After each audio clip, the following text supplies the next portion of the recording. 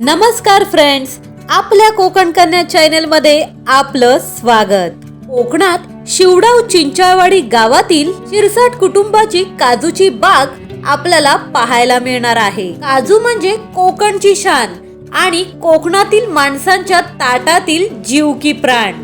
1 तास चालून संपणार नाही एवढी मोठी ही काजूची बाग आहे। वेळेअभावी जेवढ्या गोष्टी कॅप्चर करता आल्या तेवढ्या मी केल्या। समोर तुम्हाला चौकोनी पाण्याचं चेंबर दिसेल। त्या चेंबर मधून झाडांना पाणी पुरवलं जायचं। या चेंबर मध्ये आमच्या लहानपणीच्या भावंडांच्या बऱ्याच आठवणी आहेत। काजूचं फळ म्हणजेच बोंडू आणि सगळे काजू आम्ही इथे या चेंबर मध्ये सुरक्षित ठेवायचो। रेड ड्रेस वाली आहे माझी मोठी काकी आणि मोठ्या काकीच्या पुढे जी चालत आहे ग्रीन साडीवाली ती म्हणजे माझी छोटी काकी। छोटी काकी काजू आणि फणस पाहून खूपच एक्साइटेड झालेली दिसत आहे। काजूच्या बागेत आम्हा सर्व भावंडांच्या लहानपणीच्या बऱ्याच आठवणी आहेत। एप्रिल मे महिन्यात शाळेला सुट्टी असली की आमचे जून पर्यंत 2.5 महिने गावातच जायचे। कधी आजी आजोबांबरोबर तर कधी काका काकींबरोबर।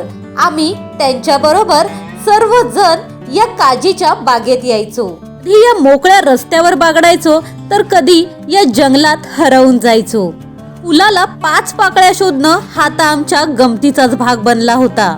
काजू काढताना वापरावयाच्या काठीला गकलेची काठी असं संबोधलं जातं, कारण त्या काठीचं मुख म्हणजेच तोंड एका वेगळ्या विशिष्ट आकारात तयार केलेलं जायचं, जेणेकरून बोंडू म्हणजेच काजूचं फळ इझिली आपल्याला काढता येईल। या काजूच्या बागेत नुसती काजूचीच नव्हे तर बरीच अशी फणसाची, शेगलाच्या शेंगांची झाडे देखील आहेत। आजोबा तर झाडावरचे काजी काढायचेच, परंतु खाली पडलेल्या सुक्या पालापाचोळामध्ये देखील काजू दडलेले असतात, म्हणजेच पडून लपलेले असतात। त्यामुळे पूर्णपणे झाडून आणि व्यवस्थित शोधून पडलेले काजी हे जमा करायचे हे त्यांनी शिकवलं होतं। आजी आजोबा, काका काकी काठीने काजू काढायचे आणि आम्ही ते जमा करून एका पिशवीत भरून ठेवायचो आणि नंतर घरी आल्यावर ते मोजायचो।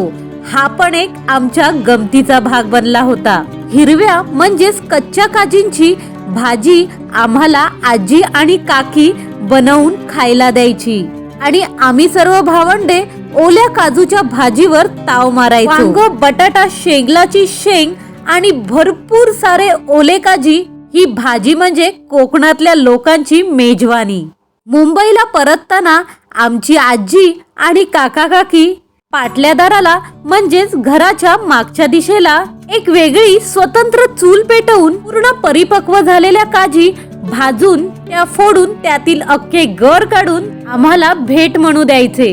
10वी नंतर शाळेबरोबरच या सगळ्या आठवणी देखील आठवणीच राहिल्या, कारण एप्रिल मे जून या महिन्यांची सुट्टी नशिबी आलीच नाही।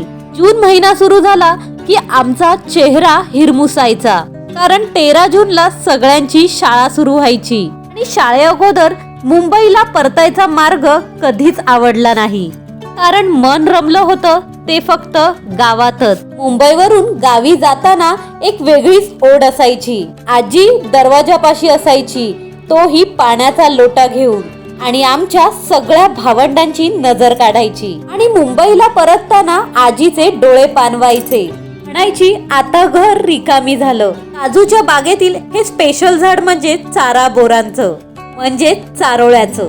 आम्ही बहिणी चारोळ्या जमा करायचो आणि अखंड दगडाने फोडून ते मोजत बसायचो आणि मुंबईला देखील जमा करून घेऊन जायचो। खरंच गेले ते दिवस आणि राहिल्या आठवणी, कारण वेळेअभावी सगळ्या आठवणी ताज्या करण्यासाठी वेळच उरला नाही आणि या सगळ्या गोष्टींचा आस्वाद जिभेवरच आठवण म्हणून तरंगत राहिला। काजूची बाग एवढी मोठी आहे की ती पाहता पाहता व्हिडिओ 1 तासाचा बनून जाईल। आपल्या चॅनल वरील व्हिडिओ पाहता पाहता आमच्या लहानपणीच्या गमती कशा वाटल्या आणि तुमच्या काही आठवणी असतील तर तुमच्या प्रतिक्रिया कमेंट बॉक्स मध्ये नक्की कळवा। पुढचा व्हिडिओ घेऊन आपण लवकरच भेटू। तोपर्यंत थँक यू सो मच।